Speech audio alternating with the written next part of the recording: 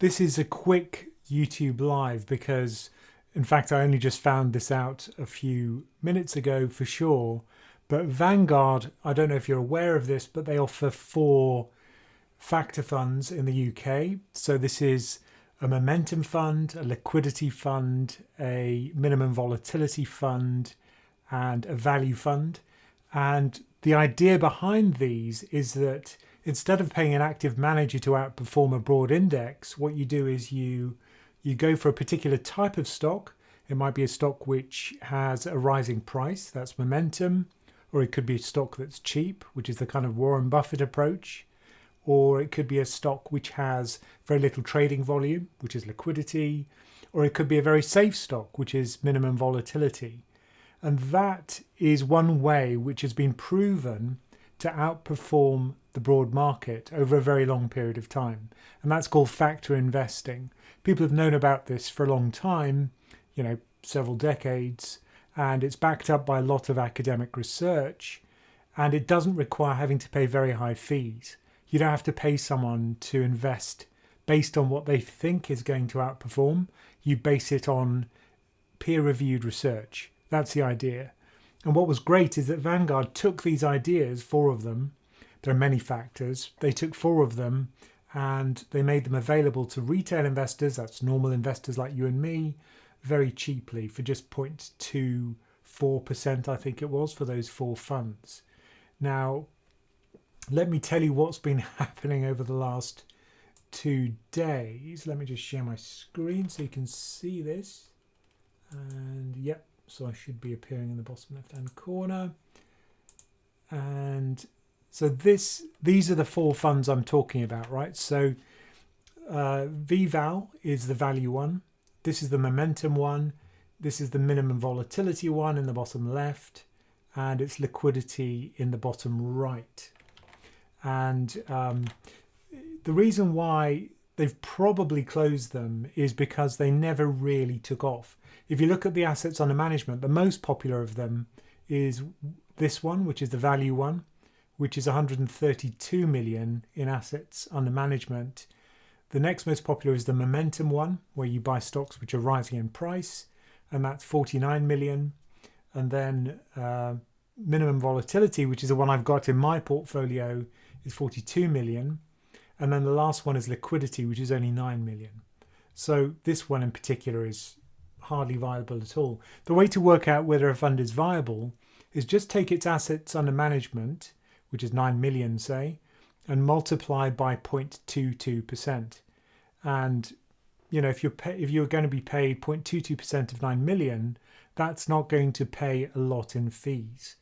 In order to be viable, I think around 20 million would be the least that would be viable for a fund. So I'd guess pretty much 3 of these would be viable, but I guess you can't just get rid of one of the factor funds. You have to get rid of all of them or just none of them. So the reason why they've done this, I suspect, is because they just weren't that popular. And the other thing to consider is Vanguard is owned by the people that invest in its fund, in its funds in the United States, not by the people who invest in its funds in the UK. So it doesn't have shareholders, it doesn't have to pay a dividend, but it is responsible to those people who invest in its funds. And so they have to show that they're profitable, that the ventures they do represent a good investment for their stakeholders, not necessarily not their shareholders. And these just obviously didn't cut the mustard. So the actual process by which I discovered this was that somebody on one of our members on Slack said, look, I've just noticed on Vanguard that when I looked at my Vanguard fund, there was this thing that said closed at the bottom of the screen. And you can see it here on a tweet I did, where I asked Vanguard UK, have you closed your factor funds? They all have the same notification, closed, or is this a computer glitch? And their response didn't come on Twitter. The response came via their very good personal investor services team, which is their support team, which said, thanks for your message. This message is displayed in error. please disregard it at this time. Apologies for any inconvenience. So I thought, and I actually said on Slack, no, it's all fine. You know, they're not closing the funds at all. But all of us got an email from Vanguard just earlier this evening, saying, yes, we're going to close our factor funds on 23rd of February next year. And it's the 4 factor funds they're closing. And they say it's in their clients' best interest to focus on products that are more likely to attract economies of scale. So remember that Vanguard is very much like a very large supermarket. They operate on a volume model. They take things which they think a lot of people will want to invest in, they scale it up and they lower the fee. And then they kind of sweep a path through a particular country, forcing fees lower across the whole industry. And that's what they've done in the UK. Presumably, they now want to do that in Europe. You know, they've shown that the UK has been successful. Presumably now, asset managers and also fund platforms are going to be very scared in Germany, Italy, France, the Netherlands, because Vanguard clearly has its sights set on expanding into Europe, I suspect. And perhaps they also want to use this resource, their limited resources, in producing more popular funds rather than factor funds, which, let's face it, are a bit nerdy. I'm a nerd, I buy them, right? So I think that's probably the justifications behind it. I mean, I'm certainly not worried that Vanguard's in any kind of trouble financially. That's certainly not true as far as I know, but I think it's very unlikely. I'm not also... The other thing is, don't be worried that, you know, somehow the funds are going to collapse in value. ETFs are worth what's in the container. So if the stocks inside it maintain their value, so will the fund. So all that's going to happen is if you don't sell it by the 23rd of February, you'll just get your money back based on the value of the stuff that's in the fund on the 23rd of February in the form of cash.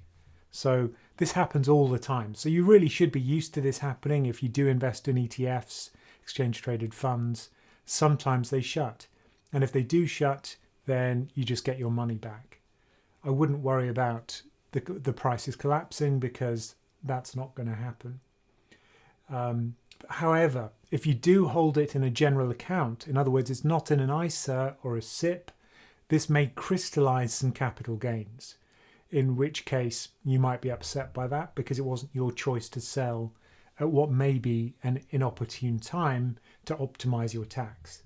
So that's probably the worst thing that could happen, which isn't very bad, right? So that's the situation. I don't think it's any kind of sign of anything particularly sinister or worrying about Vanguard, so I wouldn't worry about that.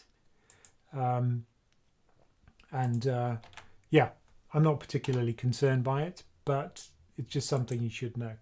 So I'll have a quick look at the questions, just see if there are any questions about that, and then I'll sign off.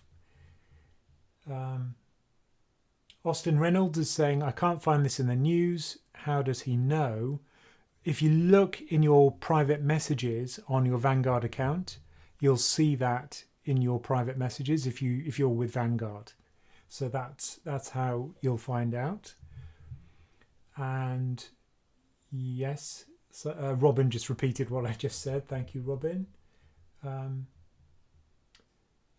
Kenneth Adams says, I saw your tweet the other day, but think they replied that the site was undergoing work. Seemingly they've closed them down. Shame. Could I ask where you're thinking next is your equity percentage? Yes. I guess I'm going to have to reallocate the minimum volatility fund. So to be honest, I've been thinking about moving it just into global equity rather than a factor fund because, you know, that would be the natural alternative and it's simple. As you know, I try to keep my funds as simple as possible and it's pretty simple to have global equity. And Austin says, I'm a man on the inside. If only that were true, Austin. If only that were true. Sorry, that was AK. Says I'm a man on the inside. Flying Scotsman, it's on their website now. Yeah. I always have R open. Yes, indeed. Isn't it a bit strange that they're closing them so abruptly without any warnings? Well, this does happen all the time. BMO, for example, I did a video, maybe I'm cursing these things, but I did a video about BMO funds which had enhanced dividends. They did this by selling options on the underlying. So you could buy the FTSE with a very high dividend yield, or the US equity market with a very high dividend yield. They call them yield enhanced funds. And literally months after I did the video, they shut down the funds. So just, I do seem to curse these things. But it's not strange that it's abrupt. I mean, you have to announce it somehow. What was a bit weird was the glitch. So you saw it was closed the day before the announcement. Clearly, the IT people and the corporate comms people maybe didn't talk to each other, or there was just a kind of flag which got switched in the database too soon. I don't know. But the warnings thing, yeah, you're not going to warn people. These things happen all the time. And this is a way to tell that things aren't popular, is just look at the assets under management after they've been around for a while. And if it's not more than about, I don't know, 50 million, 20 million, somewhere around there, then, you know, they're at risk of being shut, particularly for cheap passive funds. And Mark Saunders says 0.22% of 132 million is 29 million. Yeah, but just think about the costs of running one of these funds. You've got the compliance people. There are the people who are the quants who actually maintain the portfolio. And then there are the people who do the compliance side of it. You know, there's a whole army of people that maintain these funds, and everything comes at a cost. There will be some scale savings, but still, these things individually have to be worthwhile doing. Target retirement funds have peanuts in them through in the UK, Flying Scotsman says. Less than these. Yeah, I mean, maybe that's a risk for some of the target retirement funds as well, but there it's part of a kind of ladder of maturities. So it's much less likely that they close down all of their target retirement funds, because it's a kind of core offering. So I think it's unlikely they'll shut that down. And then someone's saying the iShares Edge MSCI World Value Factor UCITS ETF is an alternative. It is, but I can't use that on Vanguard. Perhaps I should move platform. Mortigus says, how will this affect my Roth IRA? It won't. This is only for UK investors. So the US factor funds and all those lovely exchange traded funds from other providers, which you can trade on your Vanguard US platform, won't be affected. It's just a UK thing. And Joshua is asking for a good replacement for VVAL. Yeah, so that was the answer. There's an MSCI version. ESG, Samir Siddiqui says, yeah, maybe that would be a consideration. Talk about ESG funds, maybe switch into some ESG global equity fund. And thanks for the video from Peter Ricketts. Pleasure. And I think that's about it. No more VVAL. Matthew Mitchell, no. Okay. Right. So I think that's about it. Not many other questions there. Yeah. So that's it. I hope that was helpful. And there will be a YouTube live later this week where I'll answer, later next week on Thursday, where I'll answer general questions. And remember that if you want to join our community, you can do that very easily. Just go to patreon.com/PensionCraft.